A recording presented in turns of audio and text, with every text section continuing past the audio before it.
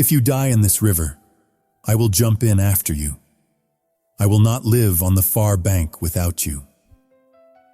In Rainford Crossing, people did not say things like that. They were used to watching in silence while the river took whoever it wanted, then stepping back under their porches, shutting their windows, and pretending they had not heard a thing. But on the night when the water climbed up to a horse's belly and Eliza's wagon ended up trapped in the flood, a giant Apache man stepped down into that river like he was walking into a wet field. He did not ask anyone's permission. He did not wait to see what the town thought. He just said those words to Eliza, right over the roar of the water, as if his life or death now depended entirely on the choice of a young white woman shivering on that wagon seat. Before that rainy night, Rainford Crossing had been nothing more than a small town trying to live beside a river no one trusted. In summer, it was a lazy strip of water sliding past old stones. In the fall, it dried and cracked like snakeskin, and children ran down in the riverbed to play. But when the rains came, it turned into something wild and mean, always looking for the weakest place in the bank to hit. Years before, that same river had taken Eliza's father and the man she was supposed to marry, in one pitch-black night that seemed to swallow the world. Their wagons slipped off the low road when the water rose without warning. By morning, all folks found were a few broken boards and an old hat. From that day on, it was not just the river they hated. People began to look at Eliza with different eyes. They never said she brought bad luck, not straight out. But whenever dark clouds gathered, they kept a little extra distance. If she needed a ride and the road passed near the river, they found a reason why their wagon was suddenly too full. Eliza Warren was only 23, living alone in a small wooden house at the edge of town. By day, she worked in the general store, keeping the books, weighing flour, wrapping sugar, trading small, polite smiles for a few careful greetings. At night, she mended clothes, heated water, and tried to fill the silence that lay between the wind and the faraway sound of the river. She did not believe she caused the trouble that came into other people's lives, but she knew one thing for sure. The river was not neutral. It remembered the ones it had swallowed, and every rainy season she felt as if it was calling someone's name. Beyond the edge of Rainford Crossing lay Apache land. Town folks did not go there. They spoke of it in low, cautious voices. Eliza had never set foot in the Apache camp, but many times she had seen a figure standing on the high bank across the way. Taller than any white man she had ever seen, shoulders broad enough to block half the sky behind him. He would stand there, looking down toward the low stretch of road where the water always rose first. People said that was Dasan, an Apache who rarely left his own ground, but who always showed up when the storm clouds gathered. Some claimed he once carried an entire beam on his back to help a widow in town raise her roof, then slipped away before she could even thank him. Others swore they had seen him pull a full-grown cow out of the mud along the riverbank, while the white men were still standing around, arguing about what to do. Eliza listened to all of it, and kept those scraps of stories folded away in a quiet corner of her heart. The rainy season of 1923 settled over Rainford Crossing in heavy gray days. The sky seemed so low you could reach up and touch it. At first, the river only turned a little muddy. Then it began to swell, slowly, then faster, until it pressed right up to the edge of the road. One afternoon, a telegram came in. Children on a farm out past the town line were burning with fever. The adults stuck there because the road had turned to deep mud, and no one wanted to try crossing the low ground near the river. The little wooden bridge shook with every hit of the rising water. In the cramped telegraph room, folks talked it over, then one by one suddenly remembered chores elsewhere. No one said, "I am afraid." but not one man stepped forward. Eliza sat in the corner, hands twisted together, listening without saying a word.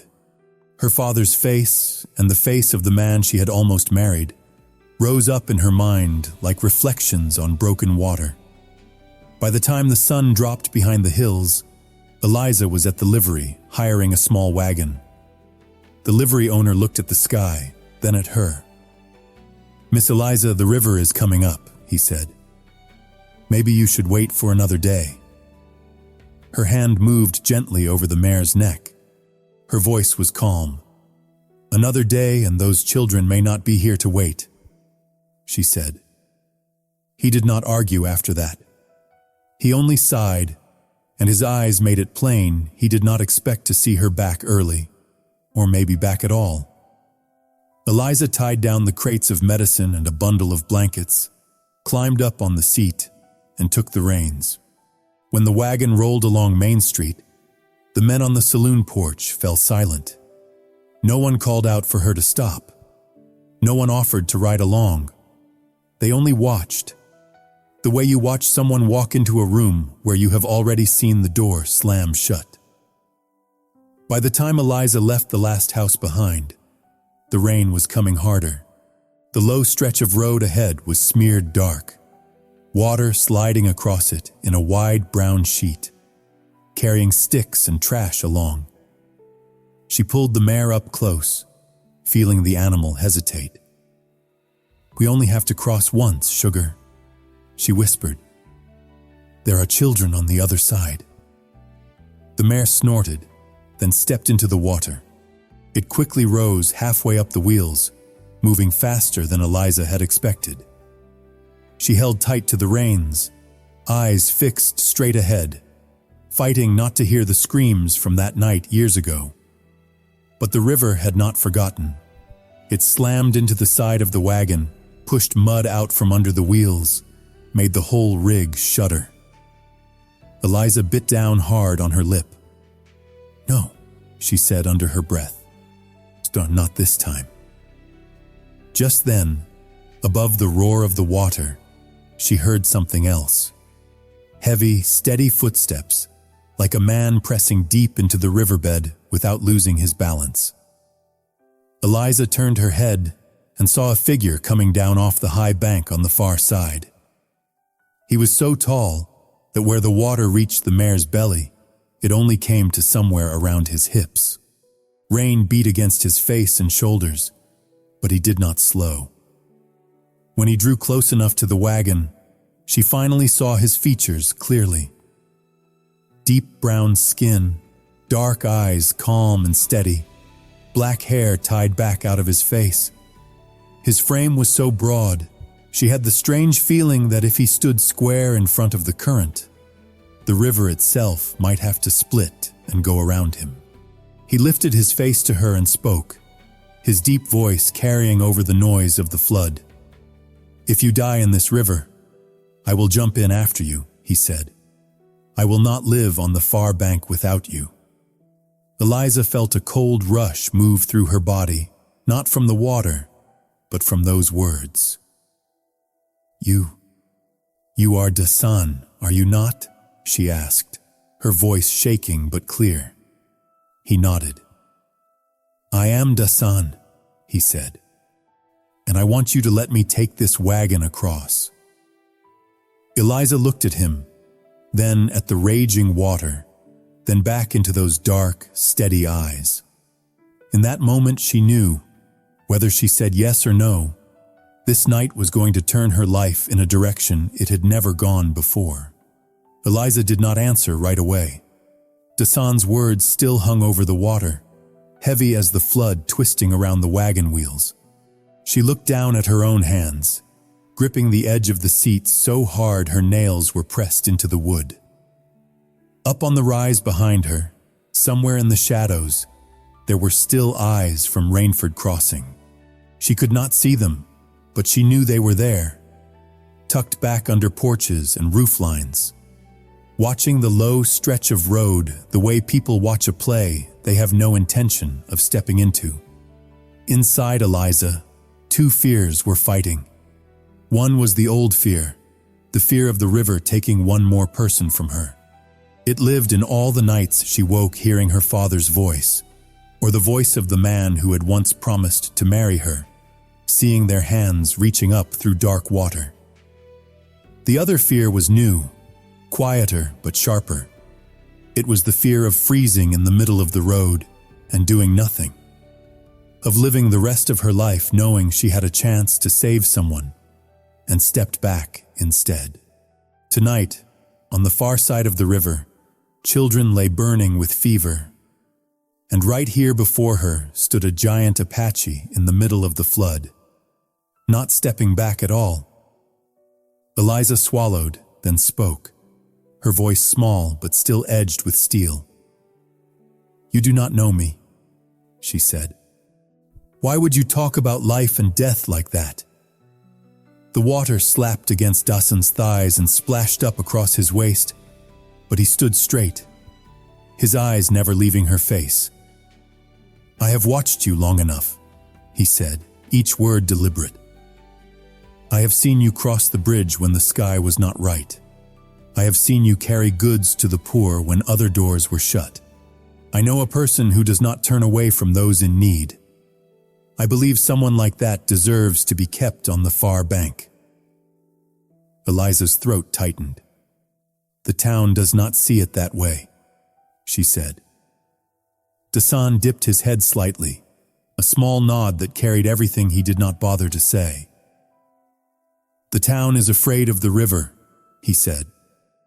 "Sometimes they are afraid of anyone who refuses to be afraid along with them." Another surge slammed into the side of the wagon, pulling it sideways another hand's width. The horse's breathing went ragged. Its hooves slipped in the mud and then caught again. Eliza shivered, looking ahead to where the low road vanished under the brown, churning water. "If I hand this wagon over to you," she asked, trying to keep her voice steady, "what makes me believe you will not leave it sitting in the middle of the river?" Dasan's dark eyes stayed on hers. "There is nothing but my word," he said. "But this river has taken enough from you. It does not get to take more." He reached up and gripped the side of the wagon. The way his hand locked onto the wood made Eliza suddenly see what everyone already knew, but never said out loud. Shoulders that could carry a whole tree were not going to lose a wagon. For a moment, Eliza thought of her father. He had once told her something she had never forgotten. "Girl, there are men whose words are like water, just passing through your ears and gone. Then there are men who do not talk much at all, but when they set their hands on something, you will know their intentions are not like anyone else's." Eliza looked at Dasan, then at the river, then back at that rain-soaked face. She did not know what the future might look like, but she knew one thing. Right now, in this river, there was no one else but him. She drew a deep breath and let her hands slip from the edge of the seat. "All right," she said. Her voice was still shaking, but it rang clearer now. "You take the wagon, but you have to keep hold of it all the way to the far bank." Without another word, Dasan shifted his stance and moved deeper into the flood until he was level with the wagon's side. The water was up to his waist now, but every step he took was slow and sure. He reached both arms under the wagon, feeling for solid purchase. Eliza felt the wagon sink for a heartbeat, then rise. The crates of medicine rattled. The ropes around the blankets pulled tight. She heard a long groan from the wooden frame as the weight shifted onto the Apache's body. Then, with a hard breath, Dasan lifted the wagon clear of the riverbed. The mare's eyes went wide, snorting as the strain lifted from its shoulders. The wheels rose above the waterline, mud streaming off the spokes. Eliza sat perched on the seat, feeling the whole wagon leaning not on the road now, but on the strength of one man. Far off on the high ground, A few human shapes appeared through the curtain of rain. They stood clustered together, looking down. No one cheered. No one shouted for them to stop. They simply watched as the giant Apache, the one whose name they whispered, carried the wagon of the girl they liked to call the river's bad luck. Dasan turned his head toward the far bank, choosing his line. Then he started walking. Every step was a struggle between muscle and water. The current tugged at his knees, trying to twist him off course. But he pushed his weight down, feeling for the old roadbed underfoot that he had learned with his own body over many rainy seasons. His whole frame tightened with the effort, but his movements never turned jerky or panicked. On the seat, Eliza held onto the sideboards, but the fear inside her was not the same as it had been years ago. This was no longer the terror of being thrown into the river alone.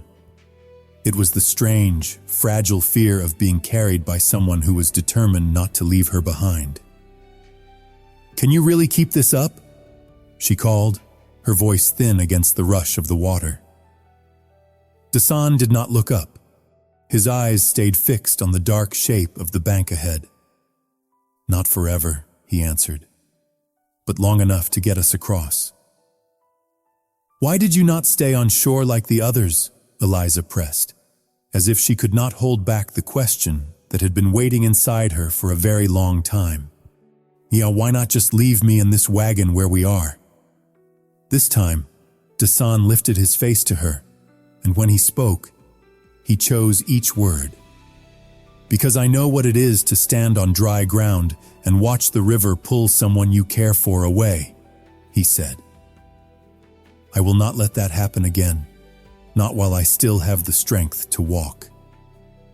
The wagon moved slowly toward the far side, not over the bridge everyone used, but along a slanting path where Dasan knew the river ran less deep. The rain kept falling, but its fury had eased. Near the far bank, the water dropped lower and the load lightened in his arms. Dasan set the wagon back down on the muddy road, then pushed on for a few more steps until the wheels found firm earth. He let go, his breath coming hard, but his eyes still steady. Eliza looked around. The far bank felt like another world. Safer, yes, but unfamiliar too. She looked down at Dasan. He stood there with water streaming from his clothes, his breathing slowing little by little. "You said you would not live on the far bank without me," she said softly. "Now we are both on this side, and the river is behind us." Dasan studied her for a long moment.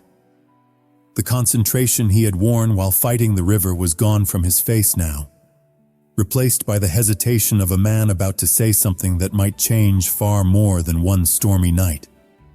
"That is true," he said. "See, which is why I have to ask you something before we go back."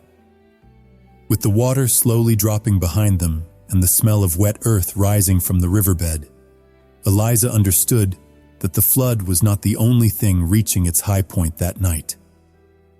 Whatever Dasan was about to say would decide whether her life turned down a completely new branch of the river or tried to follow the old one as if nothing had changed. For a moment after he said it, there was nothing but the sound of water slipping away from the wagon wheels and Dasan's breathing. Eliza sat on the seat, feeling the ground firm under the wheels again, but her own heart had not caught up.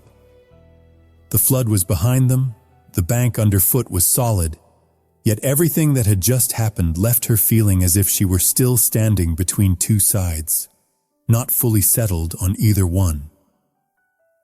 "What is it you want to ask?" Eliza said at last. Her voice no longer shook, but it carried the careful edge of someone who had known loss too well. Dasan did not rush. He glanced back at the river for a heartbeat, making sure the water was truly dropping to a lower step, then turned his gaze straight to her. "Where I come from," he said slowly, "when a man chooses to stand between the water and the person he wants to protect, it is not just helping. It is his way of telling the land and the river that from now on, he stands on that person's side. Eliza swallowed. You mean everything you just did? Dasan nodded slightly. I did not only carry the wagon, he said. I want to carry your share of life too, if you will let me. The words fell into the space between them without thunder or lightning, only the steady patter of rain on the wagon cover. Eliza felt her heart skip out of rhythm. Just a few years earlier, she had stood under the little church porch in Rainford Crossing, listening to a white man hold her hand and swear to protect her before God. It had rained that night too. Not long after, the river took him. Ever since, anytime someone spoke of promises, she felt a weight settle on her shoulders, like a stone she had to carry. Now, on this strip of wet ground, an Apache man had used his body to hold back the river, then told her he wanted to shoulder her life. You do not know anything about me, she said softly. You have only seen me cross that bridge a few times. You have only heard what people say about the river. Dasan shook his head. I know enough to step into the water, he said. The rest, I am ready to learn, if you allow it. Eliza tried to hold back a laugh, but it came out as a thin breath instead. In Rainford, men propose with a ring, a house, pretty words, she said. You chose a flood and a soaking wet wagon. Dasan tipped his head a little, as if weighing whether she meant it as a complaint or a joke. Where I am from, we do not wear rings, he said. We stand in the most dangerous place we can reach. And if we are still standing afterward, only then do we dare to ask. Eliza went quiet. She looked back at the river behind them, then at the road ahead that led to the farmhouse where sick children were waiting. Right now, I cannot answer you, she said. Not because I did not hear you, but because there are people who need us more than I do. She nodded toward the road. Before I say anything about my life, I need to make sure those children still have one. Dasan followed her gaze, then nodded. All right, he said. Tonight we get the medicine to them. My question can wait for one more stretch of road. He stepped around, laid his hand on the horse's neck with a gentle pat, then motioned for Eliza to drive on. The wagon wheels rolled over the soft earth. No more roar beneath them. Just the sound of mud splashing out on either side and Sugar's tired breathing. Dasan walked beside the wagon saying nothing, but his presence along the sideboard felt like a new wall built between her and the river that had just tried to claim her again. The road to the farm was not long, but after struggling with the flood, every small incline felt like something to conquer. When the low wooden house with its rusted tin roof finally showed through the rain, Eliza felt some of the weight slip from her shoulders. The door flew open as the wheels rolled into the yard. A worn, hollow-eyed woman came out, a smaller figure behind her, hair tangled, eyes deep with fever and worry.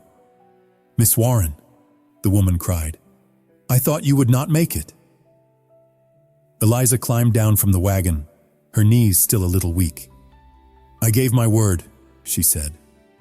So I had to. She pointed back at the crates.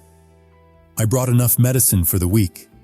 We will change bandages, bring the fever down, one child at a time. Only then did the woman notice the Apache man standing beside the wheel, clothes dripping, chest still heaving from the effort, eyes steady and calm. Her first instinct was to pull the child behind her, drawing him close. You brought an Apache man here, she whispered. Eliza turned, meeting the woman's stare head on. He is the reason this wagon is here at all, she said. Without him, Everything in it would be halfway to the next county by now. Dasan said nothing. He simply dipped his head slightly, as if he neither expected thanks nor minded if he never heard it. A little boy peered out from behind his mother's skirt, staring at Dasan from head to toe. "Are you a giant?" he asked, his voice rough from fever but bright with curiosity. It was the first question of the night that drew a true smile from Eliza's mouth. Dasan bent down a little so his eyes were level with the boy's.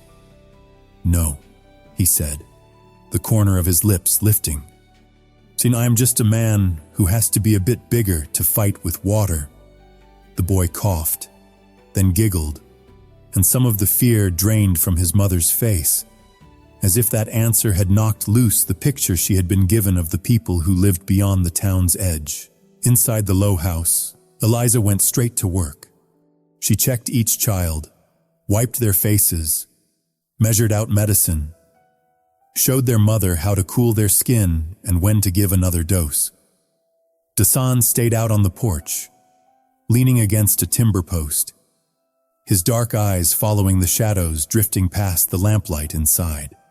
Once or twice, Eliza glanced out and saw him adjusting a sagging piece of the roof, pulling warped boards together so the rain would not blow in as hard. No one had asked him to do it. He did not call attention to it. He did it the same way he had stepped into the river, without waiting for a plea.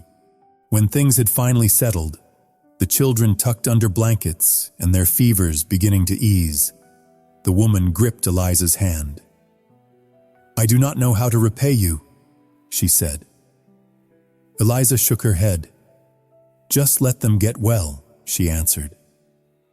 The woman turned to look at Dasan again, but this time her eyes were softer. "Thank you," she said quietly. "I do not know your name, but Rainford will remember this." Dasan replied, "No need to remember my name. Just remember this river does not always win." The rain had thinned by the time Eliza and Dasan left the farm. The wheels rolled slowly over the wet road. The mare's breath came easier. Night was still thick, but the sky did not feel as heavy. Eliza looked ahead toward the river they would have to cross again. The road back to Rainford was the same road they had taken out, but inside her something had shifted. She was no longer the woman standing alone against the sound of the water. Alongside the wagon walked an immense Apache, the man who had carried her wagon through the flood and then asked if he might carry her life as well. On the way back, with the quiet rhythm of the wheels and the soft drip of water from the wagon cover, Eliza knew one thing for certain. When they reached the far bank this time, they would face more than a river that had settled down. They would face the eyes of the town.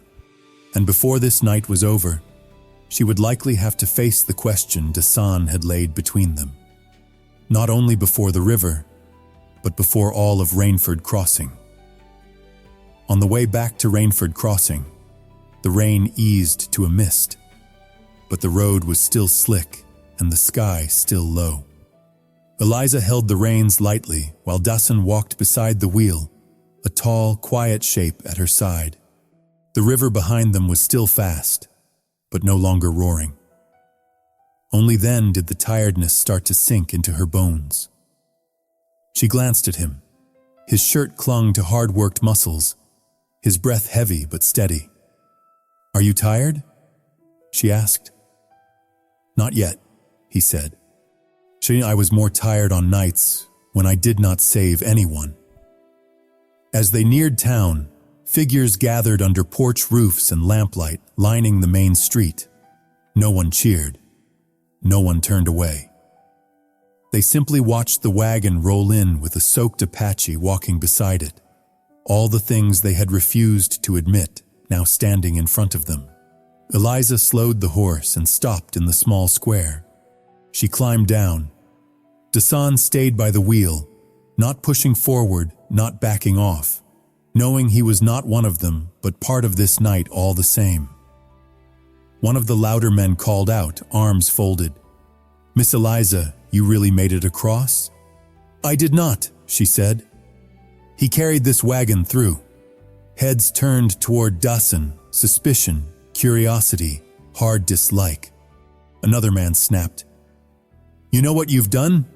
Bringing an Apache into town?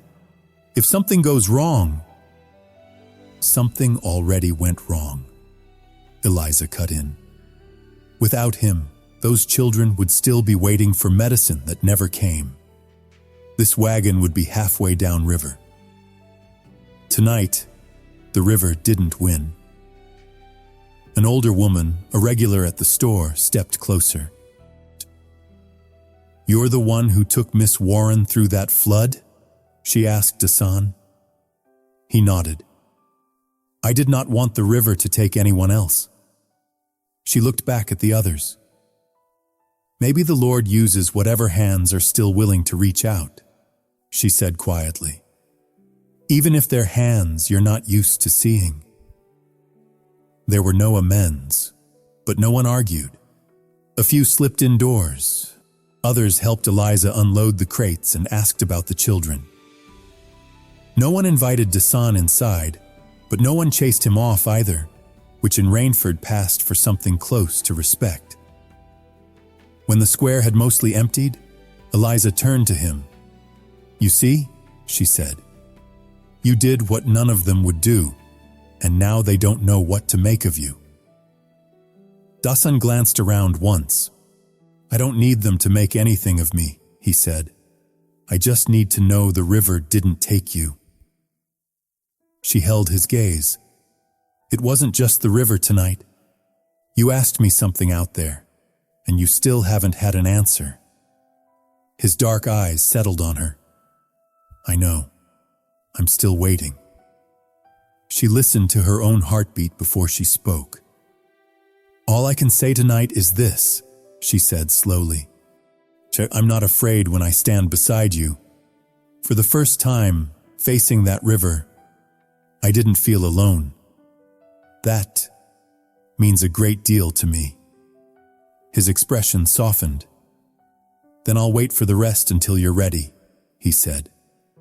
"As long as when the rains come, you're not standing on that low road by yourself anymore." "I can promise that," Eliza said. Later, as she watched his tall figure fade into the dark beyond town, the river no longer felt like an enemy she faced alone. It was still dangerous, still capable of taking. But now she knew there was someone out there who had chosen to stand on her side. And in the small room where she hung her wet coat by the stove, a quiet thought took hold. Maybe this time, the river had given something back. Not the man it took, but another one, with shoulders wide enough for a wagon, a flood, and someday, if she allowed it, her heart. The rainy season left Rainford Crossing slowly, like a heavy guest finally stepping off the porch. The river smoothed out. Grass crept back along its banks, and folks went on with cattle, fields, and coffee at the diner. But no one forgot the night an Apache giant walked through the flood with a wagon on his shoulders and a white girl sitting on top, watching his back and not the water. For Eliza, the days after were quiet but different. She still worked at the store, still weighed flour and wrote numbers in the ledger, yet something in her gaze had changed. At night, with only the wind and the faraway river for company, she would think about that storm, about Dawson's wild half-proposal in the roar of the water, and the way he had left the square without asking anything more. It was not just his strength that stayed with her, it was how he used it. Not to show off or frighten anyone, but to do the one thing everyone else was too scared to try. One bright, clear morning, Eliza stood alone on the wooden bridge, looking down at a calm river that carried the sky like glass. She thought of her father, of the man the river had taken after promising her forever, of all those years she had walked in the shadow of that fear. Then she thought of Dawson, standing in the flood and saying he would not live on the far bank without her. At first, the words had sounded crazy. Later, she understood. He was telling her his life was no longer a thing he counted separate from hers. She heard the rhythm of hoofbeats on the planks and knew without turning who it was. Some footsteps you learn by sound alone. His voice came, low and warm, no longer drowned by the river. "You still do not care much for standing near the water," he said. She turned and found him leading a horse, clothes dusty from dry roads instead of soaked from rain. Today he was not watching from the high ridge. He was on the bridge with her. Just another man, only taller, broader, harder to ignore. She smiled, not to hide anything, but because she wanted to. "I am trying to like it again," she said. "It feels less dangerous when the river behaves." Dasan stopped beside the rail, not so close as to crowd her, close enough that if she slipped, his hand would reach her in an instant. "I came through to haul some lumber downriver," he said. "But I think there is another reason I am here." She met his eyes. "The thing you asked me that night, in the flood." He nodded. "She think I know you may not be ready. The man you loved is buried in this river. A man like me is not what this town ever pictured for you. But I need to know what is in your mind. Not to push you, just so I do not spend my life guessing." The breeze lifted her hair and tugged at his shirt. Eliza looked at the water one last time, like she was checking whether it still held anything of hers down there, then turned fully toward him. "The night my father died, I thought I would never cross this bridge without shaking again. The night the man I almost married went under, I decided I would never trust a man's promises again. But the night you carried my wagon through that flood, I did not feel like something the river was dragging away. I felt like someone being carried to the other side." She drew a slow breath. "I am not sure I can love the way I once did, but I know this. I am not afraid walking beside you. I am not afraid of this river when I know you are somewhere on its bank. And if you still want to carry this life of mine the way you carried that wagon, I am not going to say no." For the first time, something bright flickered in Dasan's steady, mountain-still eyes. He did not sweep her into his arms like in the storybooks. He simply set his hand on the rail next to hers, close enough that she could feel his warmth. "I will not promise your life will be easy," he said. "This town may take its time learning how to see us, but I will promise this. When the water rises, I will stand between you and the river. And not only the river. Whatever tries to pull you away will have to come through me first." Eliza let out a breath that was half laugh, half tears. "You do know you propose in a very heavy way," she murmured. He tilted his head. "So will you carry it with me?" She looked straight into his eyes. "Yes," she said simply. "Not because you lifted a wagon, but because you are willing to carry my fear without telling me to forget it." They stood like that for a while on the bridge that had once only meant loss and distance. A few townsfolk passed and looked their way. Some stared. One or two gave a small nod. The old woman who had spoken up for Dasan in the square paused longest, studying them both before smiling and walking on.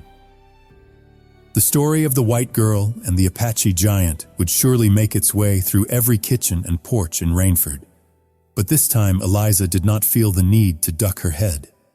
That evening, with the sun going red behind the trees, Dasan led his horse up to Eliza's small house. There was no church, no crowd, no shining ring. Just worn wooden steps, a yard marked with footprints, and a woman who had lost almost everything deciding to stand on the side of a man the town still did not understand. "From now on," he said quietly, "when they talk about the night I carried your wagon through the flood, I want them to know it was not just about the river. It was the night you let me call you my wife." Eliza's eyes shone, but no tears fell. "Then let them talk," she answered. "Not as long as we live the rest of it our own way." In Rainford Crossing, the river kept on doing what rivers do, running low in the dry months and rising when the storms rolled through. But whenever the water began to climb, folks would see a big man walking the bank, checking the bridge, watching the low road. And on the porch of the little wooden house nearby, a young woman would stand with a cup of tea in her hands, her gaze on the water, no longer afraid. She knew that between her and the river, there was someone who had already decided he would not live on the far bank without her. Rainford's river still runs the way it always has, calm in the dry season, muddy and mean when the rains come. But after that year, people stopped talking about it only as a thief that takes. They began to tell the story of a strange evening when an Apache giant carried a wagon through a flood, and a white woman finally stopped letting fear decide the rest of her life. Sometimes, on the old wooden bridge where Eliza's father took his last ride, folks would see two figures standing side by side. To a stranger, it was just a man and a woman looking at the water. To Eliza, it was the place she could look straight at what once took almost everything from her and know it had not won. To Dasan, it was the reminder that he had not just carried a wagon through the river, he had chosen to shoulder a heart broken by it. Over time, Rainford grew used to the sight of an Apache walking the bank when the water rose, and a woman waiting for him on the porch. They stopped asking if the two of them fit. They only knew that in a place where the river had taken so much, there had finally come a day when it had to give something back. If the story of the Apache, who carried a wagon through the flood, and the woman who finally walked past her own fear kept you listening to the end, you are welcome to stay with us here at Tales from the Wild West. You can subscribe, tap like, and share a comment about the moment that touched you most. Then turn on the bell so the next time someone steps into deep water for love, you will be there to hear the tale.